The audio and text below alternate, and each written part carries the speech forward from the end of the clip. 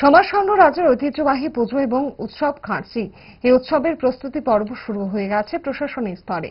আজ প্রশাসনিক বৈঠক হয়ে গেল জেলা শাসকের কনফারেন্স হলে। পশ্চিম জেলা শাসকের কার্যালয়ে হওয়া হয় এই প্রশাসনিক বৈঠক। রাজ্য সরকারের বিভিন্ন লাইন ডিপার্টমেন্টের আধিকারিকদের ডাকা হয়েছিল প্রশাসনিক বৈঠকে।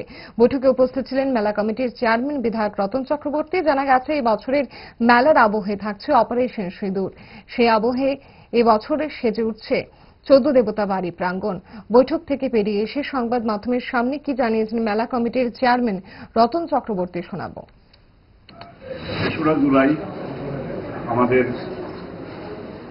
ঐতিহ্যবাহী রাজন্য স্মৃতি জড়িত এবং ত্রিপুরার সবচেয়ে প্রাচীন যে পুজো কার্চি পুজো এবং মেলা ও প্রদর্শনী অনুষ্ঠিত হতে যাচ্ছে, সেই নিয়ে আজকে আমরা ডিএম অফিসের কনফারেন্স হলে বিভিন্ন দপ্তর জনপ্রতিনিধিদের নিয়ে দীর্ঘ আলোচনা সভা হয়েছে এবং তার প্রস্তুতি নিয়ে সমস্ত দিক আজকে আলোচনা করে আমরা সিদ্ধান্ত নিয়েছি এবং কিছুদিনের মধ্যে কয়েকদিনের মধ্যে বিভিন্ন ধরনের কাজ শুরু হবে।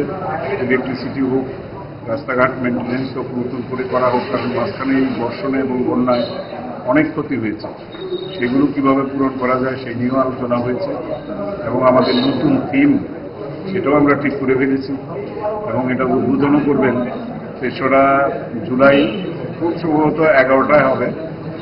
এটা মাননীয় মুখ্যমন্ত্রী মহোদয় রাজ্যে নেই, তিনি এনে কথা বলে উনি উদ্বোধন করবেন। জুড়ে থাকে বাঁধন আপনার চেয়েও আপন, জুড়ে থাকে বাঁধন আপনার চেয়েও আপন, আপনার চেয়েও আপন। স্বর্ণ